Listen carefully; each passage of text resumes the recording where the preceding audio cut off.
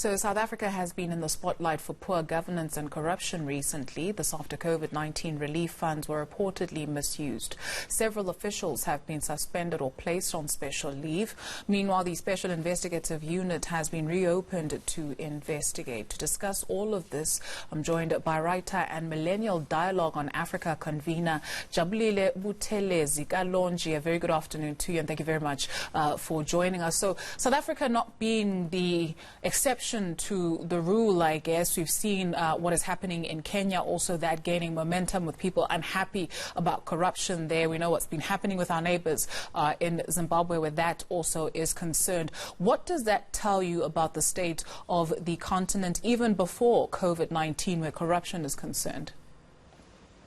Thank you so much for having me, Dutuzile. I hope my internet can behave. But corruption is an issue really in Africa, and it basically just affects development quite seriously. So it's quite important that we urgently begin to consider that corruption is an impediment not only to political, but also social and economic development. It also hinders administrative development and performance, and also impairs on economic efficiency. So, the minute, or rather the moment we continue to allow corruption to persist, it actually undermines economic performance. It also weakens democratic institutions and the rule of law, and it completely disrupts social order and destroys public interest completely, which is a very important key for government to consider really when you are, obviously leading people and countries.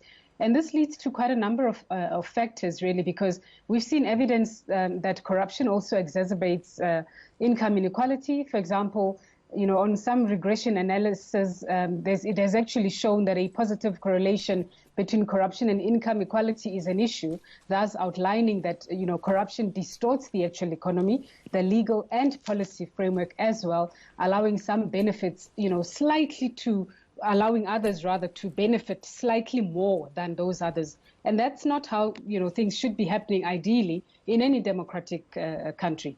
You speak about some benefiting more than others and the impact of corruption on development. One only needs to think of leaders who are very happy to jet out of the continent to get medical treatment from the likes of Russia, Singapore, etc., while leaving their own people with a perilous state of a healthcare system.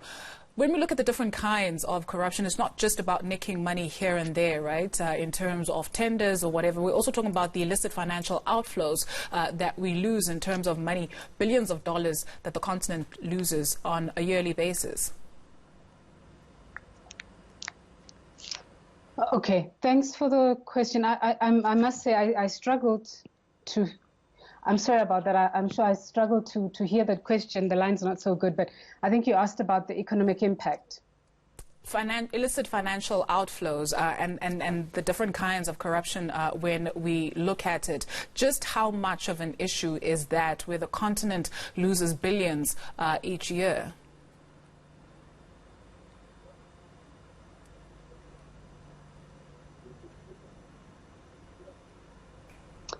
Right. I'm sorry. The internet is playing hide and seek with us. So let's just try and reestablish that connection, because it makes it almost impossible for us to even conduct this interview. Can you hear me there, Jabu? I can hear you now. Okay, yes. Let's talk about illicit financial outflows and how that impacts the continent. Okay, thanks. Sorry, I didn't get that. So basically, illicit financial flows is also one of the, when you talk about corruption across the continent, it's a very huge topic, right? And there's so many elements, obviously, that impose on this and that advance it as well.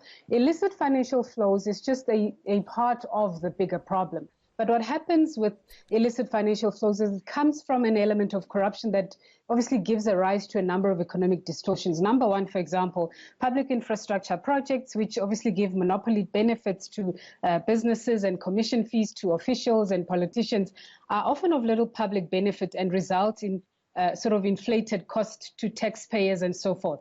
These are on one of the signs, rather, that perhaps persist on rather making this problem bigger in terms of disregarding what should be happening from a policy point of view, really, when it comes to illicit financial flows. There's also an element I'd like to raise of illegal sort of super profits that are often laundered, through speculative, if legitimate markets in, for example, your real estate and entertainment businesses, magnifying boom and bust tendencies in the economy. Like I said, they are quite vast sort of areas, but when you come to the center of it, it thrives because policy framework is weak, and this is exactly what corruption will do when the legal system and just the government system is actually weak. Corruption then thrives because it actually weakens the political system and it perpetuates bad governance. I think we mentioned one of the things at some point about how, we as a continent, Africa is actually failing remarkably with trying to sort of just put a hold on illicit financial flows. And one of the things that can assist, this regard, or rather the continent in this regard, is to really have a political will that is quite needed. And I think when we always talk about the political will, we take it for granted, because if we as a continent have a strong policy, legal and institutional framework to fight corruption, for example, one of the reasons we can do that is setting up independent anti-corruption institutions across the continent, which may help us in trying to regain some of these monies that go beyond our borders. We can also look into increasing transparency and access to information. So many activists always make a noise about this, but it is still an issue. We know that there's an issue with freedom of speech in the country, more so even when you begin to question certain things that affect your livelihood.